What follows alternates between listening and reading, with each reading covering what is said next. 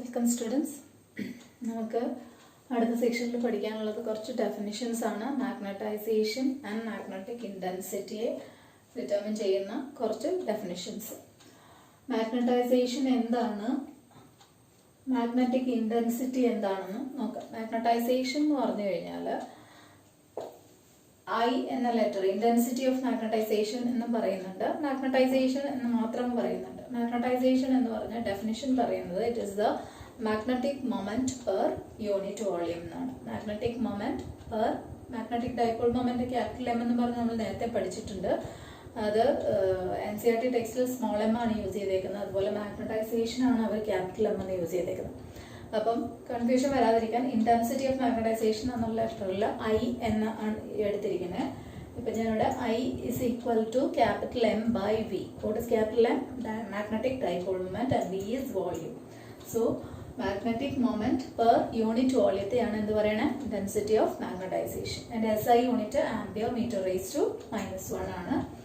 അടുത്ത ക്വാണ്ടിറ്റി എന്ന് പറയുന്നത് ഈ പറഞ്ഞ ഇന്റൻസിറ്റി ഓഫ് മാഗ്നറ്റൈസേഷൻ എന്ന് പറഞ്ഞാൽ നമ്മളൊരു സ്പെസിമെനെ മാഗ്നറ്റൈസ് ചെയ്യുമ്പോൾ അതിന് എത്രത്തോളം മാഗ്നറ്റൈസ് ചെയ്യപ്പെടാനുള്ള കഴിവുണ്ട് എന്ന് ഡിറ്റർമിൻ ചെയ്യുന്ന ഒരു ക്വാണ്ടിറ്റിയാണ്. പല മെറ്റീരിയൽസിനും പല തരത്തിലായിരിക്കും മാഗ്നറ്റൈസ് ചെയ്യുന്ന കഴിവ്. അപ്പോൾ ആ ability how to magnetise a specimen what is it is the ability of a specimen to get magnetised how much, അത് ഡിറ്റർമിൻ ചെയ്യുന്ന ക്വാണ്ടിറ്റിയാണ് മാഗ്നറ്റൈസേഷൻ എന്ന് പറയുന്നത്. നെക്സ്റ്റ് ഇസ് മാഗ്നറ്റൈസിങ് ഫോഴ്സ് എന്ന് പറയുന്ന മാഗ്നറ്റിക് ഇന്റൻസിറ്റി.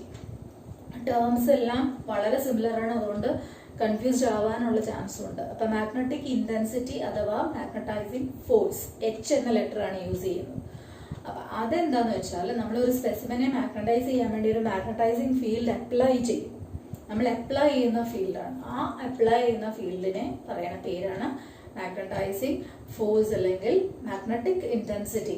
H എന്ന ലെറ്റർ കൊണ്ട് ഡിനോട്ട് ചെയ്യുന്നത്. അത് സോളിനോയിഡിന്റെ ഒരു എയർ കോർഡ് ആയിട്ടുള്ള ഒരു സോളിനോയിഡിന്റെ ഉണ്ടാവുന്ന മാഗ്നറ്റിക് ഫീൽഡ് ഇന്റൻസിറ്റി ആണെന്ന് പറയുന്നുണ്ട്. അതായത് B0 = μ0 എന്ന് പറഞ്ഞ് നമ്മളൊരു എക്സ്പ്രഷൻ പഠിച്ചല്ലോ.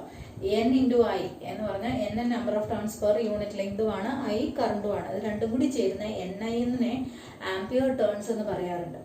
അപ്പോൾ ആ ആംപിയർ ടേൺസ് ആണ് മാഗ്നറ്റിക് ഇന്റൻസിറ്റി എന്ന് പറയുന്നുണ്ട്. അപ്പോൾ B0 = μ0 സ്ഥാനത്ത് NI, അതായത് number of turns per unit ലെങ്തും കറണ്ടും കൂടി ചേരുന്ന ആ പോർഷനെ നമ്മൾ H എന്ന് വിളിക്കണം. അപ്പോൾ μ0 H എന്ന് കിട്ടും. അപ്പോൾ Hന്റെ ഇക്വേഷൻ എന്താ, B0 by μ0.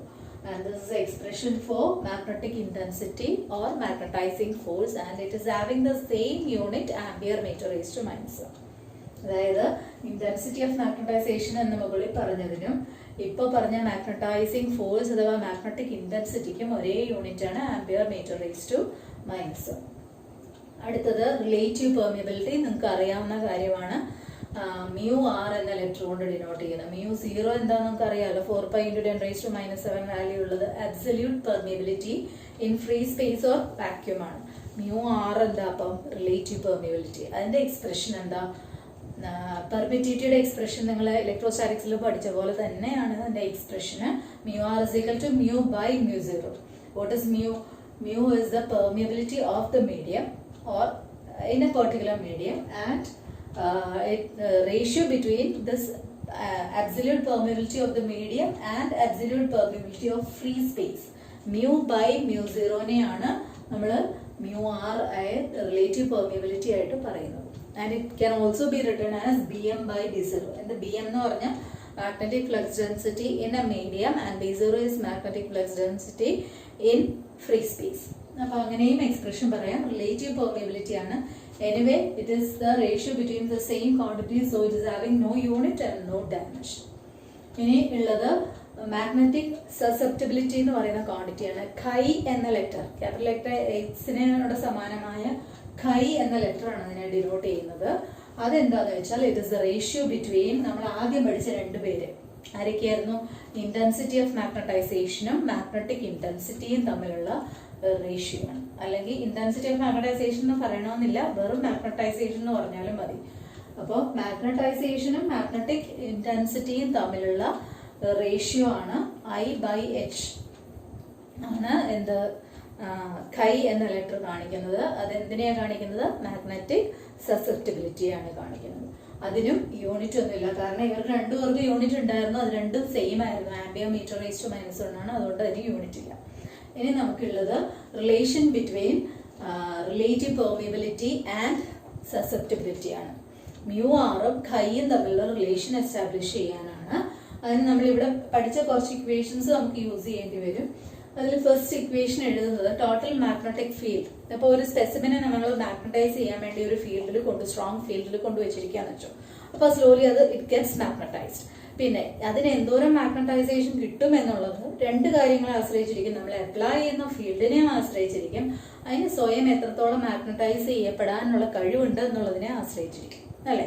പല മെറ്റീരിയൽസിലും കൊണ്ടുവച്ചാൽ എല്ലാവരും ഒരേപോലെ മാഗ്നറ്റൈസ് ചെയ്യപ്പെടത്തില്ല. അങ്ങനെയാണെങ്കിൽ കുറെ പേര് സ്ട്രോങ് മാഗ്നറ്റ്സും കുറെ പേര് വീക്ക് മാഗ്നറ്റ്സും ആവത്തില്ലല്ലോ. അപ്പൊ സ്ട്രോങ് മാഗ്നറ്റൈസിങ് പവർ കിട്ടാനുള്ള ആ സ്പെസിമെന്റെ കഴിവിനെ അനുസരിച്ചിരിക്കും. അതിനെയാണ് നമ്മളിപ്പോ രണ്ട് കാര്യങ്ങൾ ഇവിടെ പറഞ്ഞില്ലേ. ആദ്യത്തെ രണ്ട് ഡെഫിനിഷൻസ് എന്ന് പറഞ്ഞാൽ, ആദ്യത്തെ ഇന്റൻസിറ്റി ഓഫ് മാഗ്നറ്റൈസേഷൻ ഡിറ്റർമിൻ ചെയ്യുന്നത് എത്രത്തോളം ആ സ്പെസിമെനെ മാഗ്നറ്റൈസ് ചെയ്യപ്പെടാനുള്ള കഴിവുണ്ടെന്നുള്ളതാണ്. അതേസമയം രണ്ടാമത്തെ മാഗ്നറ്റൈസേഷൻ പറയുന്നത് എത്ര ഒരു ഫീൽഡിന് ഒരു സ്പെസിമിനെ മാഗ്നറ്റൈസ് ചെയ്യാനുള്ള കഴിവുണ്ട്, അപ്ലൈ ചെയ്യുന്ന ഫീൽഡാണ്. ഇത് പെർമിയബിലിറ്റി ആയാലും മാഗ്നറ്റിക് ലൈൻസ് ഓഫ് ഫോഴ്സിനെ എത്രത്തോളം കടത്തിവിടാനുള്ള കഴിവെന്നാണ് ഒരു സ്പെസിമെന്റെ കഴിവിനെയാണ് മ്യൂ ആറിനെ കാണിക്കുന്നത്. അപ്പൊ അതിനെ അനുസരിച്ചിട്ടാണ് ഇവിടെ നമ്മുടെ ഇക്വേഷൻ സ്റ്റാർട്ട് ചെയ്യുന്നത്. ഒരു സ്പെസിമെനെ നമ്മൾ മാഗ്നറ്റൈസ് ചെയ്യാൻ ഒരു ഫീൽഡിൽ കൊണ്ടുവച്ചിരിക്കുന്നു. അപ്പൊ അതിൽ കിട്ടുന്ന മാഗ്നറ്റിക് ഫീൽഡ് എന്ന് പറഞ്ഞാൽ രണ്ടു പേരുടെ സമ്മായിട്ടാണ് എഴുതുന്നത്. അത് അപ്ലൈ ചെയ്യുന്ന ഫീൽഡ് കൊടുക്കുന്ന മാഗ്നറ്റിക് ഫീൽഡ് ഫ്ലക്സ് ഡെൻസിറ്റിയും പിന്നെ അതിന് സ്വയം മാഗ്നറ്റൈസ് ചെയ്യപ്പെടാനുള്ള കഴിവ് കൊണ്ട് ഉണ്ടാവുന്ന മാഗ്നറ്റിക് ഫീൽഡ്. അങ്ങനെയാണ് B0 + Bm എന്ന് എഴുതിയിരിക്കുന്നത്. B0 denotes the magnetic flux density developed as a result of applying a field. അത് എങ്ങനെയായി കിട്ടുന്ന ഇക്വേഷൻ ഇവിടെ നമ്മൾ Hന്റെ ഇക്വേഷൻ എഴുതിയപ്പോൾ എഴുതിയ B0 = μ0H കണ്ടല്ലോ. ആ B0ക്ക് പകരം μ0H കൊടുക്കാമല്ലോ. അതാണ് ആ B0 വരുന്നത്. പ്ലസ് Bm എന്ന് പറയുന്നത് അവിടെ കിട്ടിയ മാഗ്നറ്റിക് ഫീൽഡ്. ആ കിട്ടിയ മാഗ്നറ്റിക് ഫീൽഡ് എന്ന് പറയുന്നത് അതിന്റെ സ്പെസിമെന്റെ ക്യാരക്ടറിസ്റ്റിക്സ് അനുസരിച്ചിരിക്കുന്ന കാരണം ഈ μ0H എന്ന് എഴുതിയതിന് പകരം Hന്റെ സ്ഥാനത്ത് ആരെ കൊടുക്കണം? ഇന്റൻസിറ്റി ഓഫ് മാഗ്നറ്റൈസേഷനെ കൊടുത്ത് എഴുതണം. അപ്പൊ അതാണ് first step. B = B0 + Bm. അതിൽ B0ന്റെ സ്ഥാനത്ത് μ0Hഉം Bmന്റെ സ്ഥാനത്ത് എന്ത് കൊടുക്കും? μ0 I കൊടുക്കണം. അപ്പൊ അവിടെ μ0 കോമൺ ഉണ്ടല്ലോ, μ0 പുറത്തെടുത്തു, അകത്ത് എന്ത് വന്നു? H + I. അവിടെ നിന്ന് വീണ്ടും H കോമൺ ഇല്ല എങ്കിൽ Hനെ നമ്മൾ വീണ്ടും കോമൺ എടുക്കുവാണ്. H പുറത്തെടുത്തു കഴിഞ്ഞാൽ ഇവിടെ എന്ത് വരും? 1 + I/H.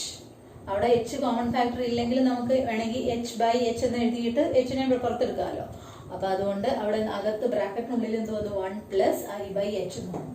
അത് വേറെ സബ്സ്റ്റിറ്റ്യൂഷൻ കൊടുക്കാനുള്ള എളുപ്പത്തിന് വേണ്ടിയിട്ടാണ് നമ്മൾ ആ ഒരു സിംപ്ലിഫിക്കേഷൻ ചെയ്യുന്നത്. അപ്പൊ μ0H × 1 + I/H എന്ന് വന്നു. ഇനി വേറെ സബ്സ്റ്റിറ്റ്യൂഷൻ ഇവിടെ ചെയ്യുന്നത് നമുക്കറിയാം B0 = μ0H ആണ്. ഈ 0 എന്ന സഫിക്സ് കൊടുക്കുന്നത് മൊത്തം അബ്സല്യൂട്ട് പെർമിയബിലിറ്റി അല്ലെങ്കിൽ in free space or vacuum എന്ന് കാണിക്കുന്നതിനാണ് 0 എന്നുള്ള സഫിക്സ് കൊടുക്കുന്നത്. അത് മാറി മീഡിയത്തിലാണെങ്കിൽ എന്തായിരിക്കും? സഫിക്സ് ഇല്ലാണ്ടല്ലേ നമ്മൾ എഴുതുക. അപ്പൊ μ0 എന്നുള്ളത് absolute permeability in free space ആണെങ്കിൽ, ഇൻ മീഡിയം ആണെങ്കിൽ നമ്മൾ വെറും മ്യൂ എന്ന് എഴുതുന്നത്. അതേപോലെ B0 എന്ന് പറയുന്നത് magnetic flux density in free space ആണെങ്കിൽ വെറുതെ മീഡിയത്തിലാണെങ്കിൽ നമുക്ക് B എന്ന് എഴുതാം. അപ്പോ B0 = μ0H എന്നുള്ള ഇക്വേഷന് ഫ്രീ സ്പേസ് അല്ലാതാവുമ്പോൾ നമുക്ക് B = μH എന്ന് എഴുതാം. അവിടെ സബ്സ്റ്റിറ്റ്യൂഷൻ Bക്ക് പകരം നടത്തിയിരിക്കുന്ന μH എന്നാണ്. ഇവിടെ μ0H പുറത്തു വന്നു. ഇനി I/H. I/H എന്തായിരുന്നു? നമ്മളിവിടെ എഴുതിയിട്ടുണ്ട്. I/H എന്ന് പറഞ്ഞാൽ എന്താ? സസെപ്റ്റിബിലിറ്റി ആണെന്ന് എഴുതിയിട്ടുണ്ട്, ഖൈ ആണെന്ന് എഴുതിയിട്ടുണ്ട്. ഖൈ ഇവിടെ സബ്സ്റ്റിറ്റ്യൂട്ട് ചെയ്യുന്നു. അപ്പോ μ0H ഇവിടെ കിടപ്പുണ്ട്, ഇവിടെ μH വന്നു, H ക്യാൻസൽ ആയി പോയിട്ട് നമുക്ക് μ = μ0 × 1 + ഖൈ എന്ന് കിട്ടും. ആ μ0നെ ഇപ്പുറം കൊണ്ടുവരാമെങ്കിൽ ഇവിടെ μ/μ0 എന്നാ വരാൻ. എന്താ ഈ μ/μ0? നമ്മൾ എഴുതി വെച്ചിട്ടുണ്ട്. It is nothing but relative permeability. അപ്പൊ റിലേറ്റീവ് പെർമിയബിലിറ്റി μr ആണ് നമുക്ക് ലെഫ്റ്റ് സൈഡിൽ കിട്ടുന്നത്. And what is the equation? The relation between relative permeability and magnetic susceptibility is μr = 1 + ഖൈ. തിരിച്ചു വേണമെങ്കിൽ ഖൈ = μr - 1 എന്ന് പറയാം. അപ്പൊ അതാണ് ഇവർ തമ്മിലുള്ള റിലേഷൻ. നമ്മൾ മാഗ്നറ്റൈസേഷൻ, മാഗ്നറ്റിക് ഇൻറ്റൻസിറ്റി ഈ വക ക്വാണ്ടിറ്റീസിനെ പരിചയപ്പെടുകയും സസെപ്റ്റബിലിറ്റിയും പെർമിയബിലിറ്റിയും തമ്മിലുള്ള റിലേഷൻ എസ്റ്റാബ്ലിഷ് ചെയ്യുകയാണ് ചെയ്തത്. എന്താ relation? mu r is equal to 1 plus chi. Thank you children.